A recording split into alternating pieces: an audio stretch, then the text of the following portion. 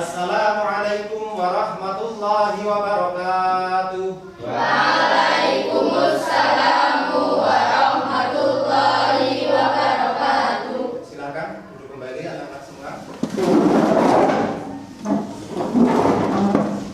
Apa kabar semuanya hari ini? Alhamdulillah luar biasa. Terima kasih. Tetap semangat ya.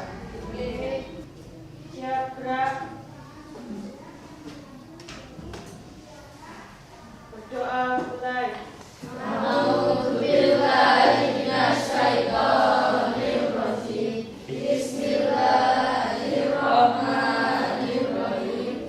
Allahumma inni qad istaudatuka ma 'allamtani fardu ilayya inda hajati ilaihi wa la muslimin ya rabbal alamin. Rabbi zidni ilma warzuqni fahma. Wa sallallahu ala sayyidina Muhammad wa ala alihi wa sahbihi wa baraka wa sallam. Walhamdulillahi rabbil alamin.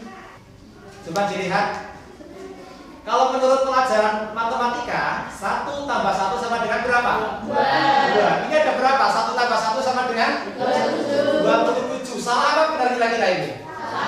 Salah. Coba lihat, 1 tambah 1 sama dengan 27. Saya ibaratkan, 1 yang pertama ini adalah seorang imam, 1 yang kedua adalah seorang makmum. Imam ditambahi makmum jadinya jamaah. Paham? Kalau orang sholat berjamaah maka dia mendapatkan derajat sebanyak 27. Paham? Kalau secara guru matematika 1 tambah 1 sama dengan 27 ya jelas salah. 1 tambah 1 sama dengan 2.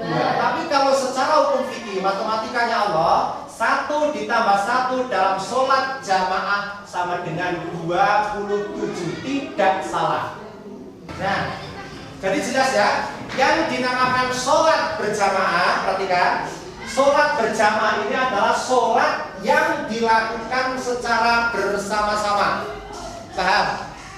Karena jamaah artinya bersama-sama. Kalau bersama berapa orang? Lebih dari 1. Maka yang dinamakan sholat jamaah yaitu sholat yang dikerjakan secara bersama-sama, minimal terdiri dari 2 orang minimal. 1 menjadi imam, yang 1 menjadi makmum. Kalau sholat sendiri bukan jamaah, tapi namanya munfarid. Sekali lagi, sholat sholat jamaah hukumnya sunnah muakkad. Sunnah muakkad artinya sunat yang sudah mendekati wajib.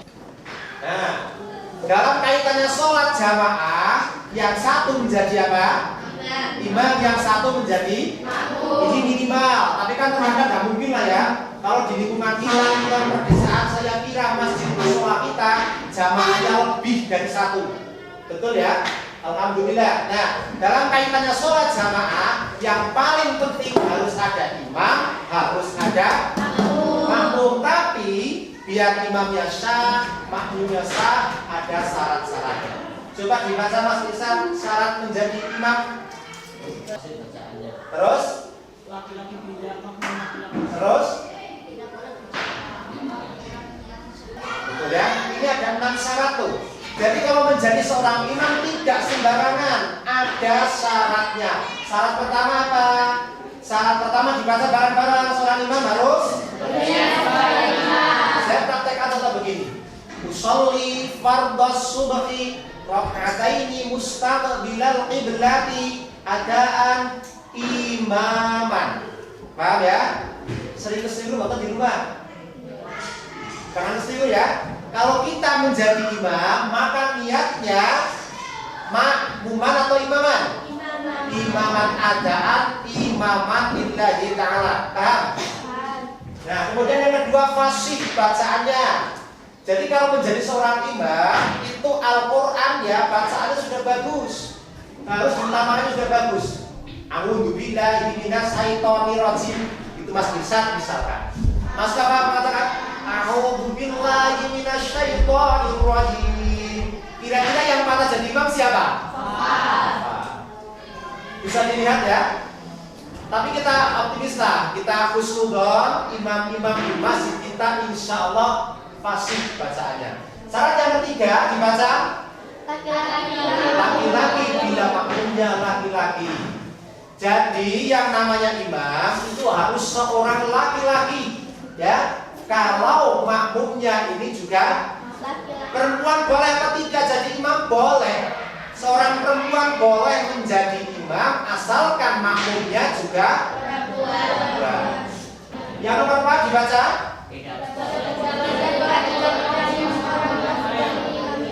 Apa tidak? Sholatnya seseorang, imam syaratnya tidak boleh dijadikan imam orang lain yang sedang mengimami orang lain. Paham ya?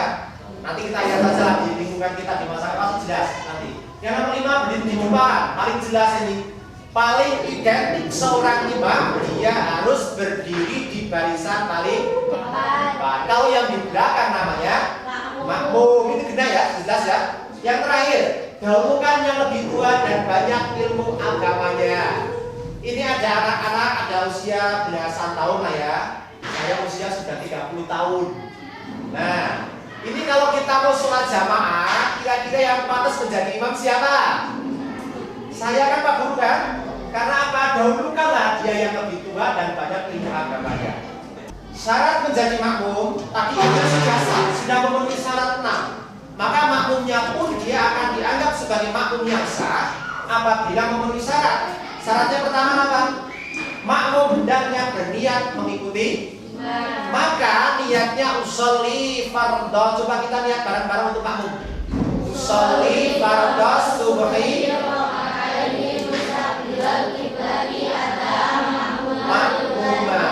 Jangan sampai lupa yang membedakan niatnya imam dan makmum terletak di kata-kata imaman dan makmuman. Bagus. Yang kedua, makmum hendaknya mengetahui gerakan imam.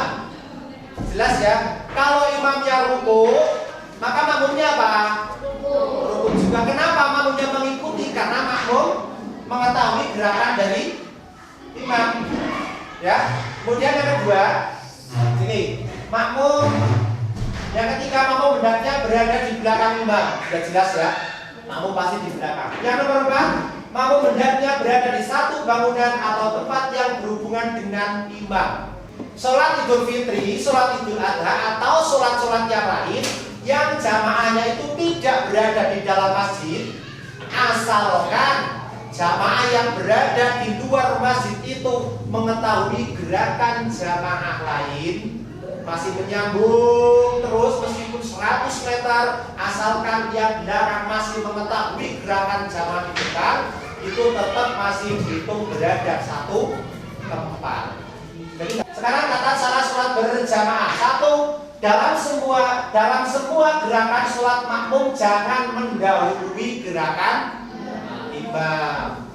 Ya. Yang ketiga, ketika imam bangun dari rukuk membaca sami Allahu liman hamidah, maka makmum membaca Rabbana. Coba yang diperhatikan apa? Coba Mas lihat. Kalau si imamnya mengucapkan sami Allahu liman hamidah, kamu membaca apa? Rabbana lakal hamdu ya. Jangan mengikuti sami Allahu liman hamidah. Posisi antara imam dan makmum dalam sholat jamaah. Nah ini yang sering terjadi kesalahan di masyarakat. Nanti saya minta berapa orang ya untuk memperagakan. Nah kita langsung saja perhatikan. Ini imamnya satu, makmumnya di belakang. Ini salah loh. Perhatikan ya, punya putra. Mas Arif perhatikan. Kalau kamu sholat di imam makmumnya ada satu orang, maka tidak boleh seperti ini. Tapi tetap posisinya, nah, begini ya, berada di sebelah kanan imam, agak mundur sedikit. Kalau lurus ya salah, tidak boleh, karena yang namanya imam dan makmum jaraknya tidak boleh sama, ya. Berarti si makmum harus mundur sedikit. Gini. Paham ya? Nah, ini berlaku juga untuk yang putri. Kalau si imamnya putri, maka makmumnya pun juga seperti ini. Ya, masih mundur. Kemudian yang nomor 2, perhatikan, bila makmum 2 orang, makmum berdiri di belakang imam. Coba ini 2 orang. Imamnya bagaimana? Yo. Kalau makmumnya 2 orang, betul dia berada di belakang imam. Belakang bukan sebelah ya. Tadi kan sebelah. Tapi makmum itu perhatikan, yang namanya barisan harus, nah, ini modelnya. Paham? Ini kalau makmumnya 2 orang. Paham ya? 2 orang. Ini susunannya begini. Kalau dalam sholat jamaah, jelas ini imam, jamaahnya 1 orang, maka dipraktekkan tadi apa? Berada di sebelah kanan, agak mundur sedikit. Kalau jamaahnya 2 orang atau lebih, maka makmumnya ini harus berada di belakang imam. Kemudian kalau jamaahnya ini ada anak kecil, maka anak kecil tersebut, ini anak kecil ya misalkan ya, maka anak kecil tersebut harus berada di barisan belakang dari jamaah laki-laki dewasa. Dan yang perempuan, baik ini perempuan, ibu-ibu, tua atau lansia, dia tetap berada di belakangnya barisan anak laki-laki. Ya. Kalau anak kecil yang sudah mumayyiz, ini kalau dalam sholat itu bisa dimasukkan dalam jajaran sholat jamaah putra dewasa barisan. Jadi nggak ada imam sekarang. Nah, ini jamaah 2 orang, jamaah laki-laki 2 orang. Ini anak kecil. Ali ini anak kecil yang sudah mumayyiz. Kalau pergi ke masjid rapi, kalau pergi ke masjid tidak pernah dolanan. Ya, maka si Ali ini di posisi barisannya bisa disejajarkan dengan laki-laki dewasa. Paham? Paham ya? Ini. Nah, tapi kalau mohon maaf si Ali ini belum mumayyiz, kalau di masjid sukanya dolanan saja ya. Nah, maka dia barisannya tidak boleh disamakan dengan dewasa. Dia tetap berada di belakang, dan yang putri tetap di belakang ini. Paham ya? Nah, ini kaitannya dengan sholat jamaah. Tepuk tangan dulu biar semangat. Yuk, terima kasih salam imam. Selanjutnya perhatikan anak-anak, masih ada sedikit materi juga. Cara mengingatkan imam yang lupa. Jika imam lupa dalam bacaan atau ayat, cara mengingatkannya adalah dengan meneruskan bacaan tersebut lebih keras. Saya seorang imam, sedang membaca surat apa ya? Wadduha.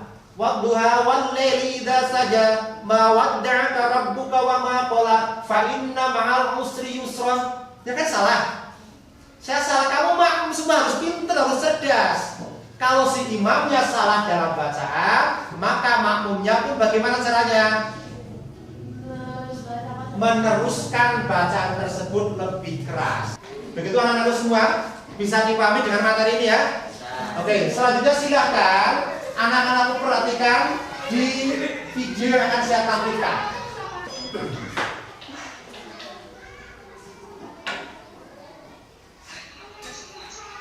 Dengar suara ya.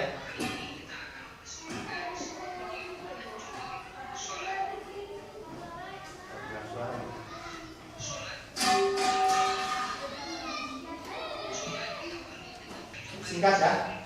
Intinya apa? 1, sholat jamaah harus diawali dengan wudhu dulu. Itu sudah di materi sebelumnya. Ya. Yang kedua, niat dengan baik untuk datang ke masjid. Di dalam masjid tidak boleh bermain-main, tidak boleh terburu-buru, ya. Dan yang paling terakhir, dalam keadaan apapun kita harus dianjurkan untuk sholat, terutama sholat berjamaah. Kalau dalam sekolahan sholat berjamaah itu tetap harus bisa dilaksanakan. Ya, praktek sholat semuanya saya harapkan harus bisa hadir. Sekali lagi tugasnya jangan sampai dilupakan. Silakan dikerjakan secara berkelompok. Mudah-mudahan semuanya bisa mendapatkan hasil yang maksimal. Nah, demikian. Sebelumnya apakah ada yang perlu dipertanyakan? Untuk yang putri sudah paham semua? Yang putra sudah paham? Semuanya masih semangat? Apa kabar semuanya? Alhamdulillah luar biasa. Ya, terima kasih. Meskipun masih luar biasa, tapi kalian masih punya tugas ya untuk pelajaran-pelajaran berikutnya. Dan untuk mapel pelajaran fikih kita cukupkan sampai di sini. Mari bersama-sama kita membaca hamdalah bersama-sama. Alhamdulillah.